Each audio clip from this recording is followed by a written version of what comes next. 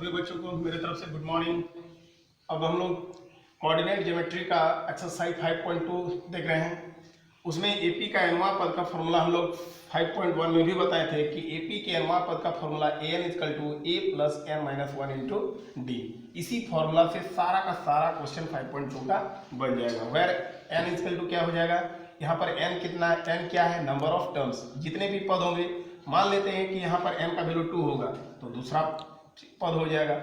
यहाँ पर 15 रहेगा 15वां पद, यहाँ पर 16 रहेगा तो 16वां पद।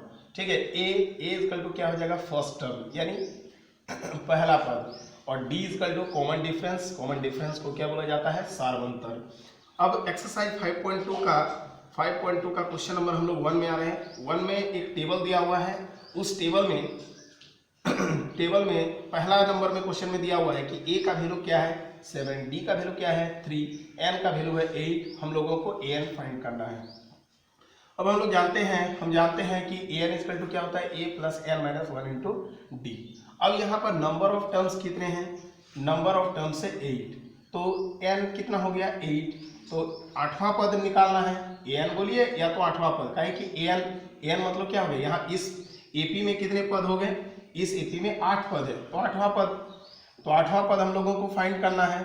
तो a का वैल्यू क्या हो गया 7 प्लस n के जगह में क्या हो गया 8 माइनस 1 इंटू 3, a8 7, और 8 में अगर 1 सब्ट्रैक्ट करेंगे तो क्या हो जाएगा 7 इंटू 3, 8 इक्वल टू 7, 7 या कितना हो गया 21, 21 और 7 ऐड करेंगे तो क्या हो जाएगा 28। यानी a8 बोलिए या an बोलिए, क्यों, कहे कि इस एपी में कितने पद है टोटल 8, तो 8वां पद ही फाइंड करिए, तो लास्ट जो पद होगा वही nवां पद हो जाएगा। तो an बोलिए या तो a8 बोलिए, a8 हम लोगों को 28 हो गया। अब किसी क्वेश्चन में हम लोगों को a निकालने के लिए दे देगा, बाकी वैल्यू दे देगा। किसी टेबल में क्या हो जाएगा, d का वैल्यू फाइंड करना है, a दे देगा, n दे देगा, तो n निकालना है। किसी में हम लोगों को n फाइंड करना है। तो अभी हम लोगों को ये फॉर्मूला लेके चलेंगे तो सारा क्वेश्चन को हम लोगों बना सकते हैं। चलिए अब हम लोग क्वेश्चन नंबर 2 में देखते हैं। चलिए 1 का 2 नंबर हम लोग देखते हैं। a इक्वल टू -18 है, d इक्वल टू व्हाट है, n इक्वल टू 10 है और n इक्वल टू 0। यानी हम लोगों को इस बार d फाइंड करना है, सार्वंतर फाइंड करना है। मेरा फॉर्मूला तो वही रहेगा, हम जानते हैं कि an equal to a plus n minus 1 into D.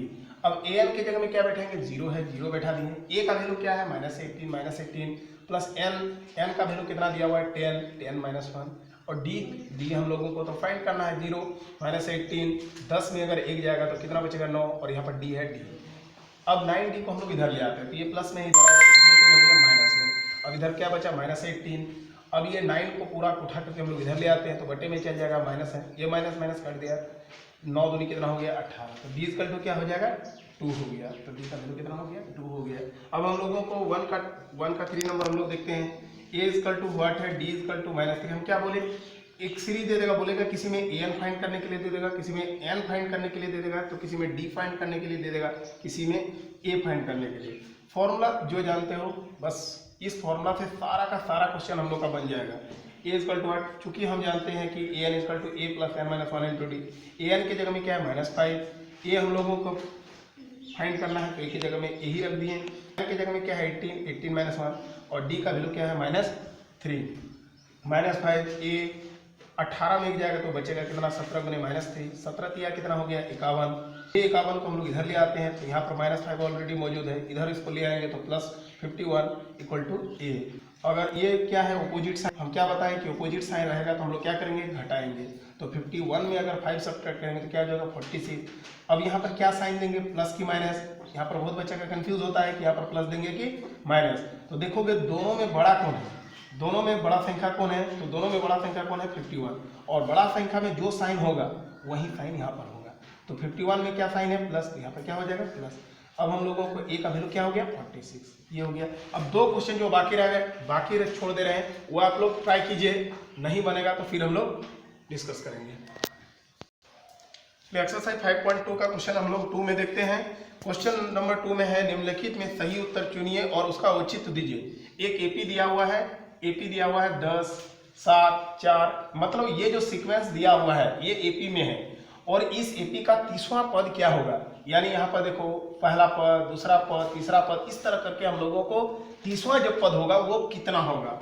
तो हम लोग मान लेते हैं, माना कि एपी का ये जो एपी दिया हुआ है, इस एपी का प्रथम पद को हम लोग ए मान लिए और सारभंतर को हम लोग क्या मान लिए, डी। अब चूंकि प्रश्न से पहला पद यानी पहला पद यहाँ पर क्या दिख रहा है 10, अब दूसरा यहाँ पर हम लोगों को डी फाइंड करना है, क्या कि हम लोगों को फॉर्मूला का देखो, फॉर्मूला में क्या है, डी निकाल, डी वैल्यू मालूम होना होगा और ए का वैल्यू एन मालूम होगा, तभी हम लोग A30 निकाल पाएंगे। तो हम लोग को डी जरूरत होगा, तो डी बराबर क्या होता है, यानी सारभंतर बराबर हम लोग फॉर्मूला बताए थे, दूसरा पद माइनस पहला पद, तो दूसरा पद के जगह में कितना बैठा हुआ है 7 माइनस पहला पद के जगह में क्या है 10। यहाँ पर देखो कुछ नहीं मतलब प्लस और यहाँ पर माइनस, प्लस माइनस यानी अपोजिट साइन रहेगा तो हम लोग क्या करेंगे, घटाएंगे। तो 10 में अगर 7 घटाएंगे तो बचेगा कितना 3। अब यहाँ पर माइनस साइन देंगे कि प्लस, ये भी कंफ्यूज है। तो दोनों में हम बार बार बोल रहे हैं कि दोनों में ग्रेटर जो होगा, यानी दोनों में जो बड़ा संख्या होगा, बड़ा संख्या क्या है 10 में जो साइन होगा, यानी बड़ा संख्या में जो साइन होगा वही साइन यहाँ पर होगा।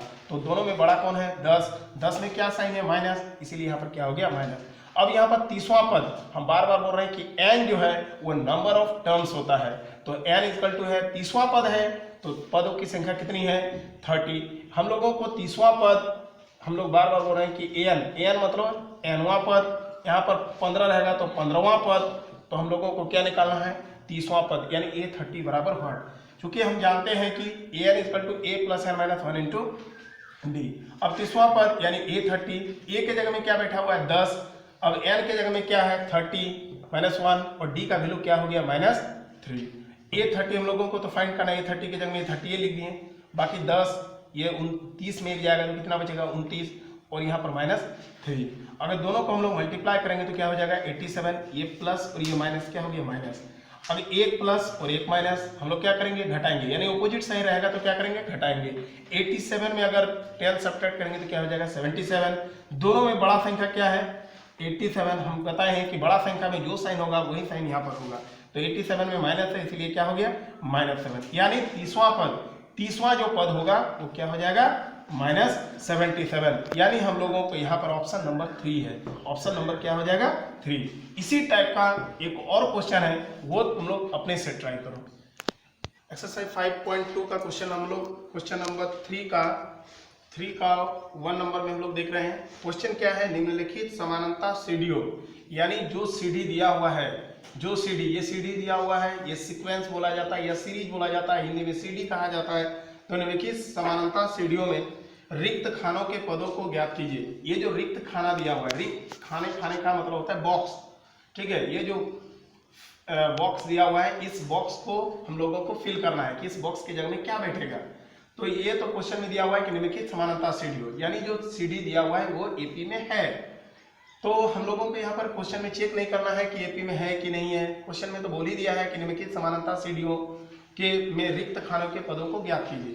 तो एक एपी जो होता है वो किस रूप में होता है, इस रूप में होता है a plus D, a plus 2d, a plus 3d, a plus 4d, ऐसे करके आगे बढ़ते जाता है। काहे कि देखेंगे हम लोग दोनों में इसका भी डिफरेंस d है, इसका भी डिफरेंस, इसको घटाएंगे तो भी d आएगा, इसको घटाएंगे तो भी d आएगा। तो एक एपी जो होता है वो इस रूप में होता है। तो हम लोग मान लेते हैं कि ये जो सीढ़ी दिया हुआ है, ये जो एपी दिया हुआ है, माना ये इस रूप में है, माना कि ये दी गई एपी, ये जो एपी दिया हुआ है क्रमशः a plus D, a plus 2d, 3 ही दिया हुआ है 3 पद, इसीलिए हम लोग 3 ही लिखे। अगर 4 को टर्म दिया हुआ रहेगा तो a प्लस 3d जाएंगे, 5 को दिया हुआ रहेगा तो a प्लस 4d जाएंगे। तो ये दी गई जो एपी है, ये दिया गया जो एपी है इस रूप में है। तो यहाँ पर हम लोग इसको इससे कंपेयर करेंगे। तो a के जगह में क्या है 2 बैठा दी, a प्लस डी तो हम लोगों को फाइंड करना है। अब दिया हुआ है कौन a प्लस 2d, तो a प्लस 2d के जगह में क्या है 26। अब a का वैल्यू हम लोगों को यहाँ से मालूम चल गया कि a बराबर क्या है 2। अगर a का वैल्यू इस समीकरण 2 में रख देंगे तो मेरा d का वैल्यू निकल जाएगा। तो a का मान समीकरण 2 में रखने पर, तो समीकरण 2 मेरा क्या है a प्लस 2d, एक बार हम लोग लिख लिए समीकरण 2 को, a plus 2d equal to क्या 26। अब a का वैल्यू क्या है 2 प्लस 2d बराबर 26, ये 2 को हम लोग उधर ले गए तो 26 माइनस 2, तो 26 में अगर 2 जाएगा तो बचेगा कितना 24। यहाँ पर 2 को हम लोग उधर ले गए तो बटे में जाएगा, तो इसको हम लोग काटेंगे तो क्या हो जाएगा 12, यानी d का वैल्यू क्या हो गया 12। अब हम लोगों का रिक्त पद कौन है, ये a प्लस डी, तो a प्लस डी अतः रिक्त पद a plus d equal to, तो a का वैल्यू बैठा दिया 2 और यहाँ पर प्लस है प्लस, और d का वैल्यू कितना निकला 12, यानी 12 प्लस 2 इक्वल टू क्या हो गया 14, यानी यहाँ पर क्या बैठेगा 14, ये रिक्त पद के जगह में क्या बैठेगा 14। बहुत ही आसान था। चलो हम लोग क्वेश्चन नंबर 2 में देखते हैं। एक्सरसाइज 5.2 का क्वेश्चन नंबर 3 का हम लोग 2 में आते हैं। यहाँ पर डैश दे दिया है, यहाँ पर 30, यहाँ पर डैश और यहाँ पर